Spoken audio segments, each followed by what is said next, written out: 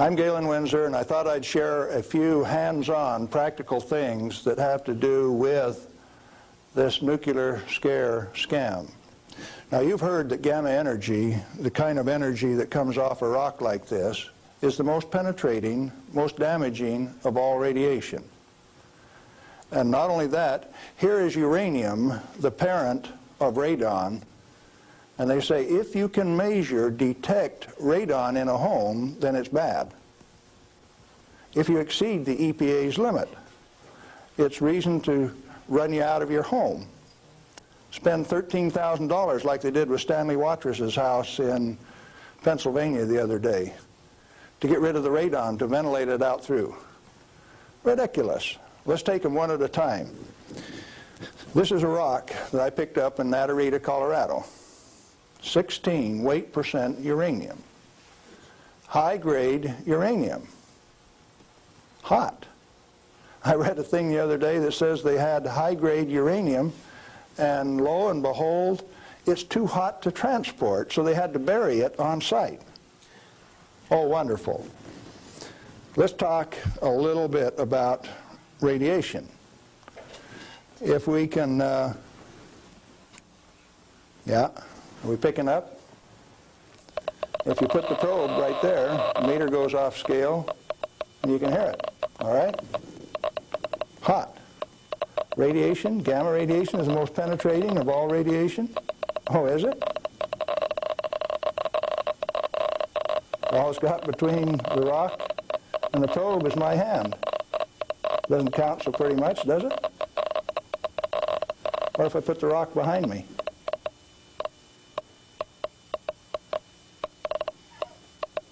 You don't suppose they've been lying to you, do you? I suspect they have. Well, let's do a little bit more. I got a black bottle. Good stuff comes in white bottle. A bottle of no-dose. You can send children down to the drugstore to buy no-dose. All they need is money. In this are 660 white caffeine pellets. And this one is uranium oxide, U3O8. You can't buy it for love nor money. The state of Washington sent 2 of their Gestapo agents over to my home to confiscate my uranium samples on the 17th of December last year. Got a challenge. I'd like to have somebody in the room volunteer to take all of this bottle or all of this bottle. The only thing that I'll tell you is that one of them won't hurt you and the other one will kill you. Do you want the white stuff or the black stuff? White stuff? You do. There's enough in there to kill 4 men your size. The government says we got to ban this material. It's radioactive. Let's check it in the bottom of the bottle. Not very radioactive. Let's take the cap off. Oh goodness, very radioactive. This instrument will only count gamma, energy. It's just energy. Light's coming from those lights, only you're getting lots of infrared from the lights as well as ultraviolet. Energy response, and it's very carefully damped to only discriminated so it only gets the energy that comes from this. I don't want it to respond to a light, just to this. Cost me $1,000 to get an instrument that will just respond to this and not to that. This is radioactive by any definition. Radioactive material giving off radiation that is read by an instrument like this. The daughter of this, radon, cannot be read on this instrument because it gives off alpha particles. An alpha particle is a dye-positive particle that comes from the nucleus. It has 2 protons and 2 neutrons, therefore an atomic weight of 4, and it's minus 2 electrons. And if you grab it with a high ionization potential counter, it'll count. But if it travels 2 inches in air or through a piece of paper, it picks up 2 electrons, 2 beta particles, if you will, and becomes helium gas, and it won't count on an ionization chamber. Did you know that this thing right here is giving off helium gas? Alpha comes from uranium. Okay, radioactive material. You pour it out in the hand, and that's radioactive contamination. Is it radioactive? Yeah, it is. Very radioactive. Now, decontamination is nothing but scooping it back up and putting it into the bottle. I just now decontaminated my hand. No, I didn't do such a good job. Not good at all. Is it still radioactive? Yeah, that's called residual radioactivity. Now, under the decontamination rules of the government, when you decontaminate somebody like this that's that contaminated, and this is certainly a reportable incident under current DOE regulations, when you decontaminate him, it has to go down a controlled drain so that you don't disperse radioactivity. Do I qualify as a controlled drain?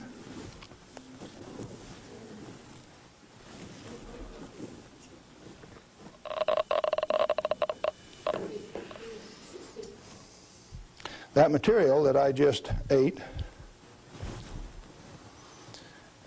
is not soluble in body fluids. Like it's been this.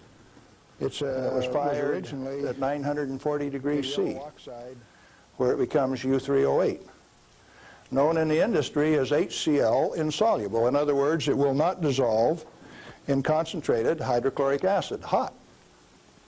Your stomach has 10th normal hydrochloric acid in it, so it won't even dissolve. The stuff is so fine that it has no texture to it. Doesn't even feel rough. So it's tasteless, odorless, has no texture. How's it supposed to hurt me?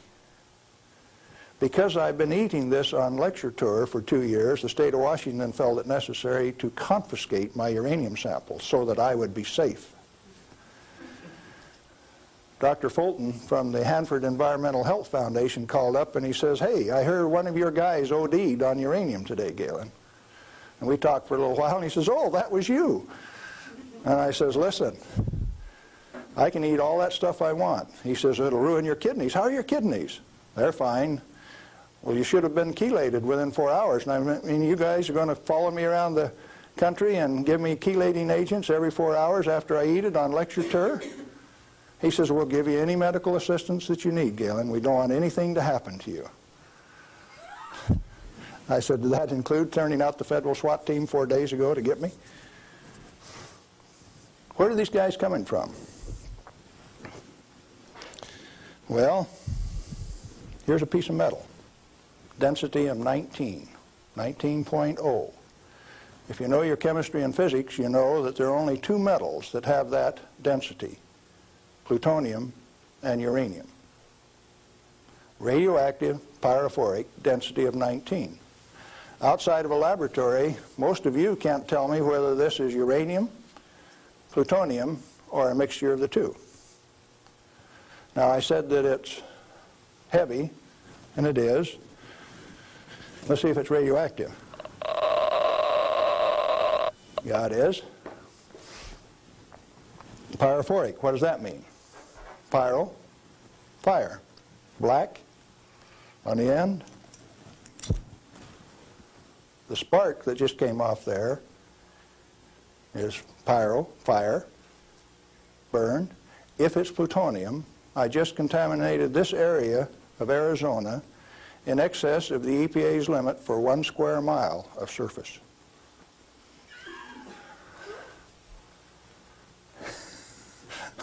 Somebody laughed. It's serious. The end of progress altogether says that I just contaminated you in excess of the limit for 1 square mile. It's now silver on the end. Tomorrow it'll be black because it self-oxidizes, this black color like this, all by itself. Plutonium does that and uranium does that. Is it hazardous? Yeah, it is, because they take depleted uranium metal and make it into 50 caliber bullets, fire them from shoulder-held weapons. In 1976, they obsoleted tank warfare with these things because it only takes one dog face with one weapon to knock out a 65-ton tank. It'll go through 3 inches of armor plate, and when it comes out the other side, it's that white hot spark that we just made. And the 5 men in that tank are dead because it'll burn all of the oxygen out of the air and burn their flesh. 1976, they obsoleted tank warfare, and you never even knew that. They make 10,000 of those bullets every day in the United States. We got enough in arsenal to sink all of Russia's tanks, and our boys in the Defense Department don't even talk about it. Yeah, it's hazardous to your health. Reminds me, lead is hazardous to your health too, isn't it? Particularly if it's in a 45 slug like this and it hits you right here going about 2,600 feet per second. It's not the material, it's the impact from the velocity. Let's be very specific in the words that we use. This particular chunk of lead came out of a human body. My son, who's a deputy sheriff, thought maybe I could use it on tour. That's called dying of lead poisoning. Anything less is a figment of the imagination because it's not soluble in body fluid either.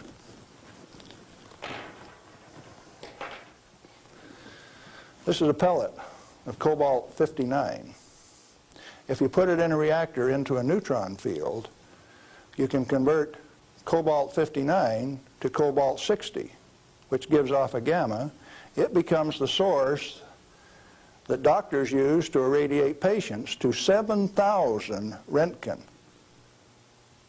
for one patient. The total dose absorbed by radiation workers at 3 Mile Island in the last 6 years is something like 1,500 Roentgen. 5 times more given to a single individual in a doctor's facility. Now, do you know why I say that the federal regulations are absurd? And if you live by those federal regulations, maybe you're being absurd too? Now, a pellet of cobalt-60 this size got shipped by mistake to Mexico, got diluted into 5,000 tons of iron. Some of the reinforcing rod came up to Los Alamos, New Mexico, and they says, hey, that stuff's radioactive. Understand that this single pellet diluted roughly a factor of 1 billion was what they were reading on a detector like this at Los Alamos. And so they pulled back table legs that were in Spokane, Washington, made out of the same batch because it was hot and radioactive and it would burn you. When the pellet itself could be held in your hand like that for a few minutes without it burning you. Now, Christ walked the earth 1 billion minutes ago. If I could stretch this pellet out into a wire and it went clear around the earth and right back here to Phoenix, 1 billionth of this amount is 1.7 inches of that wire so stretched out. Stagger your mind? It ought to. Now, let's try a little game. The EPA says that 5 picocuries per liter of air is the limit for 222 radon.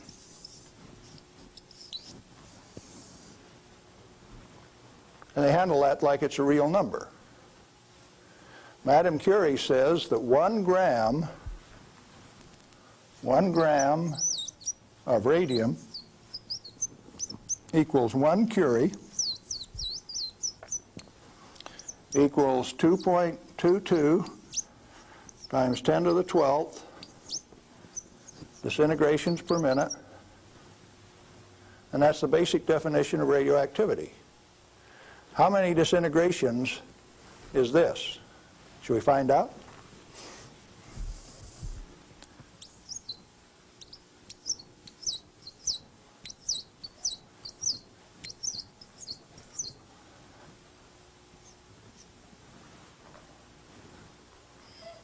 And the EPA, in its wisdom, says that 11 disintegrations per minute from 1 liter of air, you have exceeded the limit. You know what I did the other day? I've been having a little tough with some legal authorities up in my house. So I took one of these bottles of uranium like this, and I dissolved it in an Erlenmeyer flask with nitric acid. And I got a crack in the basement floor, and I squirted that whole bottle into that crack on the basement floor in acid solution, so that it'll drive that counter off third scale any place along a 10-foot section of that crack that I put. When they bring the radon measurement in there, you know what the radon's going to do? It's going to go off scale in their measurement. It won't go that high. If Watrous' house with 17 times this limit in it was caused to spend $13,000 and give it national TV coverage, press coverage, think what Galen Windsor's house is like. I went to the trouble to notify my congressman about it, Mike Lawrence, the manager of the Department of Energy in the Pacific Northwest, my state representative, Ray Isaacson, and a few other astute people, including the banker and the lawyers and the appeal court. What are they going to do with that? I set them up on that last Thursday, and I come down to Phoenix, so I escaped the falderall. What I'm saying to you is that the federal regulations are absurd. The congressman that put them into place ought to be fired. They ought to be sent home. The regulators, what do you do with them? Quit paying them. The taxpayer, the electorate, elects those people to go out and do a job. Why do you continue to pay them when they're teaching you baloney? When they're putting in regulations that don't make any sense? Cut it out. Quit paying them, fire them, send them home. The term I grew up with says can them. Is it easy? Apparently not. You haven't got the job done. The majority of the Congress is irresponsible, amoral, atheistic, irresponsible. Let's see, how many more adjectives can I drum up? But that many. Let me tell you. We as the people sent a bunch of rascals out to the energy store with a signed blank check. And we say, hey fellows, if you run out of money, just go build us a good power plant. If you run out of money, come back and we'll give you another signed blank check and guarantee the payment out of the ratepayer's pocket. Tennessee Valley Authority has the most nuclear reactors of any outfit in the place. Not one of them has produced any power since last August. Browns Ferry 1, 2, and 3 in Mississippi hasn't produced any power since last March. And they don't plan on producing any power at Browns Ferry until mid-year in '86. At $1 million a day in lost power revenue per plant and held off in the name of health and safety? Now tell me we didn't send rascals out to the energy marketplace with a signed blank check. They're still getting paid. Those reactors are all fully fueled, fully staffed, and just sitting there. Who's getting taken? The ratepayer. You're still paying more and more for your electricity all of the time. Now, Bonneville Power Administration says that 57% availability is okay for a nuclear reactor. Maine Yankee is often run at 103% availability, which means it's running over nameplate rating. Enough days out of the year that its average availability is 100%. Bonneville Power Administration of the Department of Energy says that 57% availability is okay. That means that you can let those things set down 43% of the year, and that's judged as an acceptable performance on the part of the government. There's an obvious answer. Get the government out of the energy regulating business. Turn those plants over to people who will run them efficiently 100% of the time. When we put in zero-release containment, we started playing games. About the time that we proved that a nuclear reactor has no measurable impact upon the environment, that's when they bottled them up, put catalytic recombiners on them. Some of the reactors in Texas were designed not to breathe for 8 years. great expense. Why? When you bottle up a reactor like TMI-2 does, then you get radiolytic hydrogen, and indeed they had a radiolytic hydrogen burn at TMI-2. And they moan and they groan about that, and all they had to do was open up the windows and let the breezes blow through. You don't need containment on them. I'm going up to Colorado this weekend to meet with the Uranium Producers Association. And they're upset because the government is dumping uranium on the market and raising the price of the commodity that they get their bread and butter from.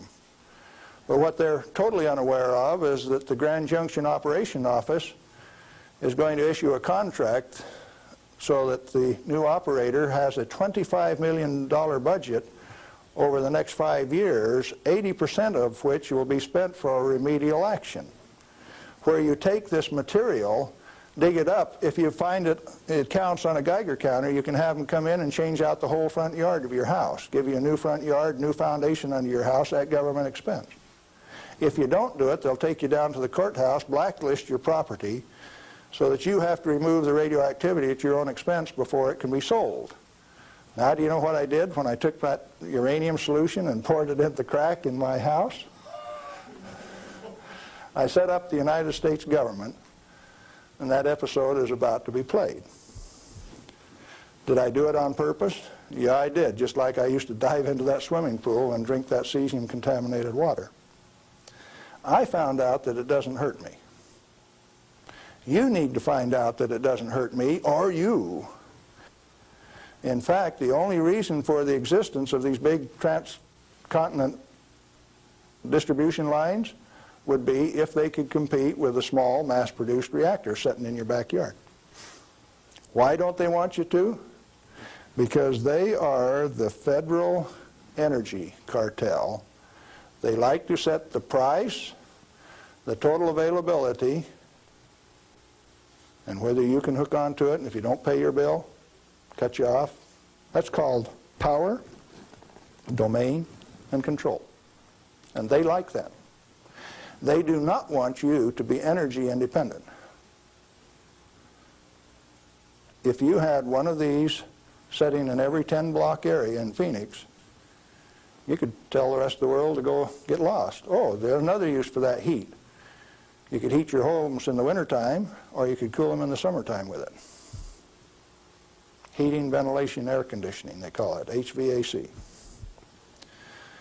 In countries where it freezes, you could run that hot water out and chase the frost away in the spring and in the fall. And they found out that plants grow faster in warm water anyway, so you'd irrigate with it all summer. So cooling towers are called wasting towers.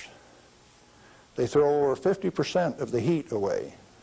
The other morning, coming out of Tri-Cities, WNP2 was putting its 700 megawatt electric up through the clouds, 870 they were running at. And the clouds were laying all over the ground, and there was a little ice cream cone right out there, and I said, there's WNP2. It snows 5 inches every night out of WNP2, and the rest of us don't get any. Where'd the water come from? That's cooling the heat from the condenser cooler.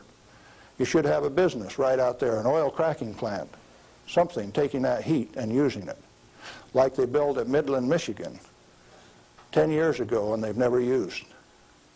And so Dow Chemical is suing the utility because they never produced the steam for their chemical plant right alongside it. We got troubles in this country. I'm telling you what the problem is.